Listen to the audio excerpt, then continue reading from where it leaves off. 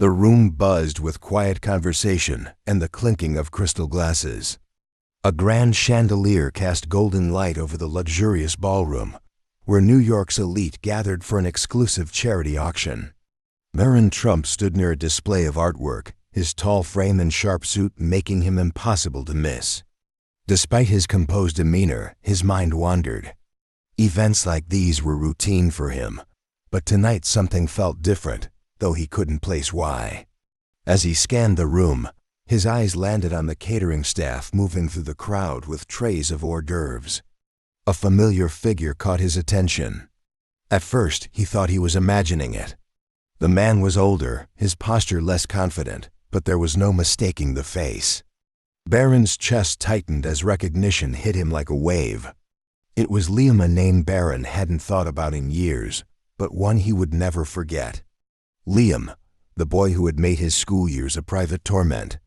Liam, the bully who had humiliated him in front of classmates, always finding new ways to undermine and mock him. Barron's fingers gripped the glass in his hand, his usually calm expression faltering. Liam hadn't seen him yet. He moved through the crowd, balancing a tray of drinks, his gaze fixed downward. His uniform, slightly too large, hung loosely on his frame, and his shoes looked worn, scuffed from years of use.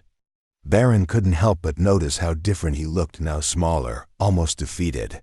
For a moment, Barron considered walking away, letting the past stay buried, but something inside him refused. He set his glass down and crossed the room, his stride purposeful yet controlled. "Liam?" he said, his voice cutting through the hum of the room. The man froze, his back to Barron. Slowly he turned, his eyes widening in disbelief as they met Barron's. The tray in his hands wobbled slightly, and he quickly steadied it. "Barron?" he said, his voice barely audible. It wasn't the confident tone Barron remembered. It was softer, tinged with something that almost resembled guilt. Barron stood there, his imposing frame towering over Liam, who now looked more like a shadow of the boy who had once tormented him. The room around them seemed to fade into a blur, the low hum of the party drowned out by the flood of memories rushing back to Barron. He remembered the laughter, the cruel taunts, and the countless times Liam had humiliated him in front of their classmates. But now, seeing him like this dressed in a catering uniform, his shoulders hunched as though carrying an invisible weight, it wasn't anger Barron felt. It was something far more complicated. Liam swallowed hard, setting the tray down on a nearby table to keep it from shaking. I didn't think I'd ever see you again," he said, his voice low, almost hesitant. Barron crossed his arms, his gaze unwavering. "Neither did I," he replied, his tone steady but sharp. "But here we are." Liam shifted uncomfortably, his eyes darting around the room as if looking for an escape. "Look, Barron, I don't know what you want me to say if you're here to—" "I'm not here to humiliate you, Liam," Barron interrupted, his voice calm but firm. I need to know. Why did you do it?" Liam looked down, his hands fidgeting nervously. "I was a stupid kid," he said after a long pause. "Jealous, I guess. You had everything, a name, a family, a future. I hated you for it." Barron's jaw tightened, but he said nothing, letting Liam continue. "And then it became a habit. Making you feel small made me feel bigger. For a while, anyway." Liam's voice cracked as he glanced up, his eyes brimming with regret. "But I never thought about what it did to you, not until it was too late." Barron studied him, his piercing gaze taking in every word, every gesture. "And now?" he asked quietly. "What do you think about it now?" Liam hesitated, his breath shaky. "Now I regret it every day. Life, it has a way of humbling you. I've lost everything, Barron. My family, my job. I'm just trying to survive." For the first time, Liam met Barron's eyes fully, the weight of his words hanging in the air. Barron felt his emotions shift again. The boy who had once been his greatest tormentor was now a broken man, stripped of the bravado that had once defined him. After a long silence, Barron spoke. I can't change what you did to me, Liam, but I can choose what I do now. Liam blinked, his expression unreadable. What do you mean? Barron straightened, his voice steady. Maybe this is your second chance. To do better. To be better. Liam's face crumpled, his shoulders shaking as he struggled to hold back tears. I don't deserve it, he whispered. Maybe not, Barron replied. But everyone deserves a shot to make things right. The room seemed to come back into focus as Barron turned and walked away, leaving Liam standing there, overwhelmed by the weight of the moment. Barron left Liam standing there, the tension still hanging in the air as the crowd in the ballroom swirled around them. But as he walked toward the exit, a nagging thought held him back. He paused near the door, glancing over his shoulder. Liam hadn't moved. He was still rooted to the spot, his hands clenched into fists at his sides, his face a mixture of shame and anguish. Barron sighed, the memories of those painful school days wrestling with the man he was now. With a quiet determination, he turned back. Liam, Barron called out. His voice carried above the murmurs of the room, and Liam flinched, startled. Come with me. Liam hesitated, his expression wary. What? Why? Just follow me, Barron said, his tone leaving no room for argument. Minutes later, they were outside in the crisp winter air, the sounds of the city muffled by the snow that blanketed the streets. Barron gestured toward a quiet bench beneath a street lamp, and they sat, the silence between them heavy but not uncomfortable. For a long moment, neither spoke. Finally, Barron broke the silence. Do you have anyone, Liam? Family, friends? Someone to help you? Liam shook his head, his breath visible in the cold. No, I burned those bridges a long time ago. My parents stopped talking to me when I hit rock bottom. I don't blame them. Barron leaned back, studying him. And what about now? Are you just surviving, or are you trying to change? Liam's shoulders slumped. I don't even know where to start. Every time I try to fix one thing, something else falls apart. Barron nodded slowly, his own memories of Liam's cruelty still fresh, but tempered by the broken man sitting beside him. You've got a choice, Liam. Keep letting the past define you, or start building something new. Liam let out a bitter laugh. Easy for you to say. You've got everything. Barron's eyes hardened. You think everything in my life is perfect? You don't know what it's like to live under constant scrutiny, to have people waiting for you to fail. But I don't let that stop me, and neither should you. Liam looked down at his hands, his fingers trembling from the cold and the emotion swirling inside him. I don't even know if I can. You can, Barron said firmly, but you have to want it. No one's going to hand it to you. Over the next hour, the two talked not as enemies or former classmates, but as two men trying to make sense of the paths their lives had taken. Barron, despite his lingering resentment, felt a surprising sense of clarity. He wasn't just helping Liam for Liam's sake. He was helping him for himself, to let go of the bitterness that had quietly lingered for years. As they parted ways, Barron handed Liam a card with his number on it. Call me if you're serious about starting over, he said, but don't waste my time if you're not. Liam stared at the card, his expression unreadable. Why are you doing this, Barron? After everything I did to you? Barron paused, his breath visible in the cold night air. Because sometimes giving someone a second chance is the best way to heal your own wounds. Liam watched Barron walk away, the card trembling in his hands. He couldn't tell if it was the cold or the emotion surging through him.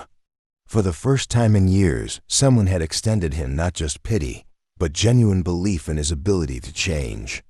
Yet the weight of his past pressed down heavily on him. The next few days were a blur for Liam. The shame of his encounter with Barron gnawed at him, but so did a faint flicker of hope, one he hadn't felt in years. He carried the card in his pocket, running his fingers over the embossed letters, debating whether to make the call. Each time his doubts crept in. Why would someone like Barron Trump care about someone like me? On the third day, Barron's phone buzzed late at night. The number was unfamiliar, but something told him to pick up. Barron? Liam's voice came through, shaky but determined. I don't know if I deserve this, but I want to try. Barron's grip on the phone tightened. That's all I needed to hear. The following week, Barron set the wheels in motion. He connected Liam with a career counselor and paid for a month of temporary housing at a modest apartment, far from the luxurious accommodations Barron was accustomed to, but a monumental step for Liam. Barron even pulled strings to arrange an interview for an entry-level position at a logistics company he trusted. Liam showed up to the interview in clothes Barron had provided, his nerves barely contained. The manager, a no-nonsense man named Greg, eyed him critically. "You've got gaps in your resume and no references. Why should I take a chance on you?" Liam hesitated, but then straightened, summoning a newfound confidence. "Because I'm ready to prove myself. I know I've made mistakes, but I'm not that person anymore. Give me one shot, and I'll show you." Greg stared at him for a moment before leaning back in his chair. "All right, one shot. Don't waste it." Liam's first days on the job were grueling. He wasn't used to the structure, the early mornings, or the sheer physicality of warehouse work. But for the first time, he felt a sense of purpose. Barron checked in occasionally, offering words of encouragement, but keeping a respectful distance, knowing this was Liam's journey to take. As weeks turned into months, Liam began to thrive. He gained the respect of his coworkers, who initially viewed him with skepticism. He even started saving money, something he hadn't been able to do in years. But just as things seemed to stabilize, Liam's past came knocking. An old acquaintance from his rougher days showed up one evening, pressuring him to join in a quick opportunity that was anything but legal. Liam was tempted. Old habits die hard, but Barron's voice echoed in his mind. "No one's going to hand it to you." Liam stood at the threshold of his small apartment, the familiar face of his old acquaintance smirking at him from the other side. The man's name was Danny, a smooth talker with a knack for pulling others into trouble. "Come on, Liam," Danny said, his voice low and persuasive. "It's easy money. No one gets hurt. You need this, don't you?" The words hung in the air, tempting and dangerous. Liam clenched the edge of the door, his mind racing. He could feel the old instincts creeping back, the quick fixes, the desperate attempts to escape his reality. But then he thought of Barron, the apartment he now called home, and the job he had fought so hard to keep. "No," Liam said, his voice firm but quiet. Danny frowned, taken aback. "No. Since when do you play the saint?" Liam stepped back, gripping the door tighter. "Since I started fighting for something better. Get out, Danny." Danny's smirk faded, replaced by a cold glare. "You think you're better than me now, huh? Just because you've got some rich kid pulling strings for you?" Liam's chest tightened, but he refused to back down. "It's not about being better. It's about not going back to the person I was," Danny scoffed, stepping closer. "You'll come crawling back. Guys like us don't get out, Liam. You'll see." Liam slammed the door, his heart pounding in his chest. The temptation was gone, but the fear lingered. He sank onto the couch, his hands trembling as he thought about how close he had come to throwing everything away. The next morning, Barron called. His tone was casual, but there was a hint of concern. "How's it going, Liam?" Liam hesitated, debating whether to share what had happened. Finally, he said, "I had a visit last night. Someone from my past." Barron was silent for a moment. "Did you handle it?" "Yeah," Liam replied, his voice steady. "I told him no." A small smile crept into Barron's tone. "Good. That's the difference between the old you and the new you." Liam felt a wave of relief, but also a deep gratitude. "Thanks, Barron, for believing in me even when I didn't." "You're doing the work, Liam," Barron said. "Just keep moving forward. One step at a time." Liam took those words to heart. Over the next few weeks, he threw himself into his work, building a reputation as one of the most dependable employees on the team. Slowly, The cracks in his life began to heal. He even started attending evening classes to earn a certification in logistics, something he once thought impossible. But just as life seemed to settle, Danny's words echoed in his mind. Guys like us don't get out. Liam knew he had come far, but he also knew the shadows of his past wouldn't disappear so easily. As the weeks passed, Liam settled into his new routine, but a lingering unease followed him like a shadow. Danny's words stayed in the back of his mind, gnawing at the edges of his newfound stability. He wanted to believe he had escaped his past, but part of him feared it would never truly let him go. One evening, after finishing a long shift, Liam walked home through the quiet streets. The winter air bit at his face, and his breath fogged as he passed dimly lit storefronts. As he rounded a corner near his apartment, he noticed a figure waiting by the steps. His heart sank. It was Danny. "What are you doing here?" Liam asked, keeping his voice steady. Danny leaned casually against the railing, his smirk as sharp as ever. "Relax, man. I'm not here to cause trouble." Liam crossed his arms, his expression hard. "Then what do you want?" Danny straightened, his tone shifting to something almost sincere. "Look, I get it. You're trying to turn things around. Good for you, but I'm in a bad spot, Liam. I need your help." Liam hesitated, his instincts on high alert. "Help with what?" Danny sighed, shoving his hands into his pockets. "There's this guy I owe money to. A lot of money. If I don't pay him back soon, I'm screwed. I thought maybe, with your new connections." Liam's jaw tightened. "You want me to ask Barron for money?" Danny held up his hands defensively. "Not for free. I'll pay him back. I just need someone like him to back me up."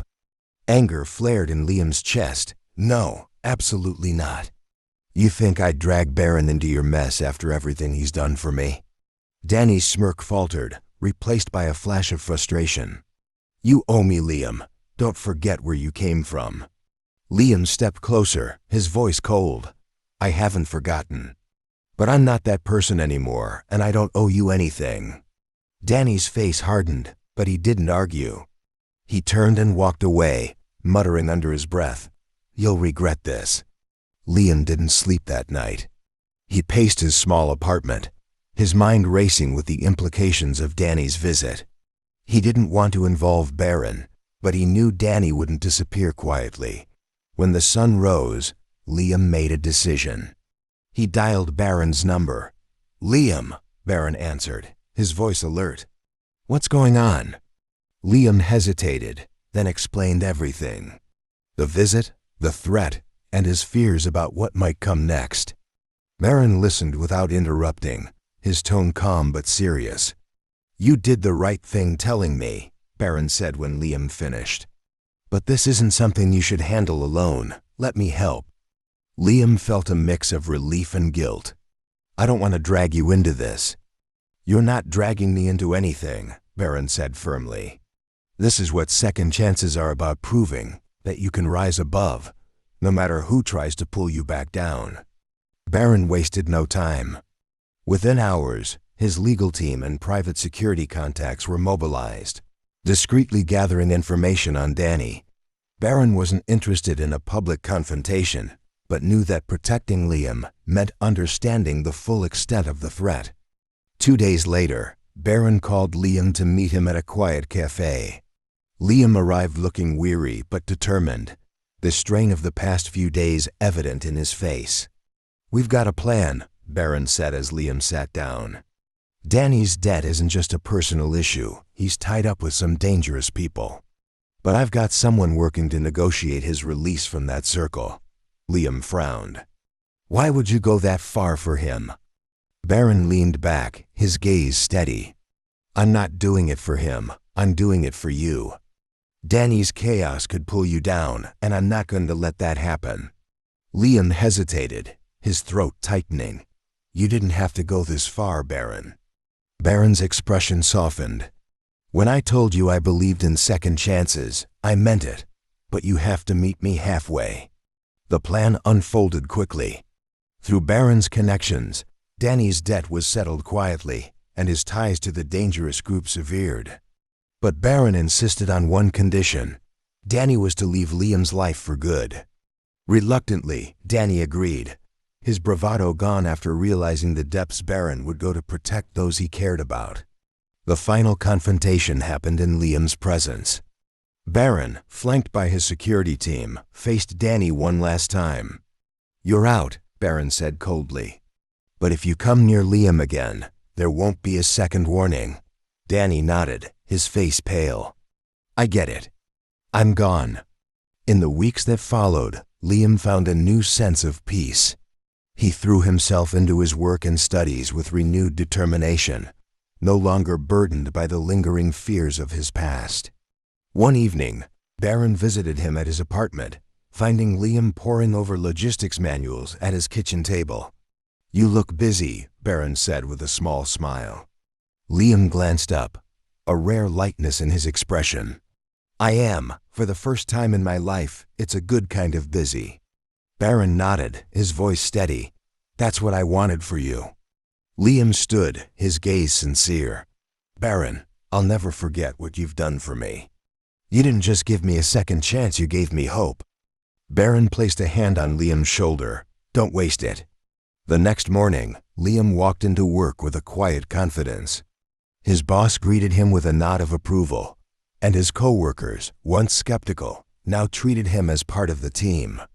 Liam wasn't just surviving anymore, he was thriving. And Barron, watching from afar, felt a sense of pride.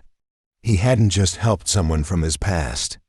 He had rewritten the story of a painful memory, turning it into something redemptive. What would you do if life gave you the chance to help someone who once hurt you? This story reminds us that second chances don't just change lives, they heal wounds. If this story moved you, hit that subscribe button, like this video, and turn on notifications for more powerful tales of redemption and hope. Together, we can explore stories that challenge, inspire, and remind us of the power of forgiveness.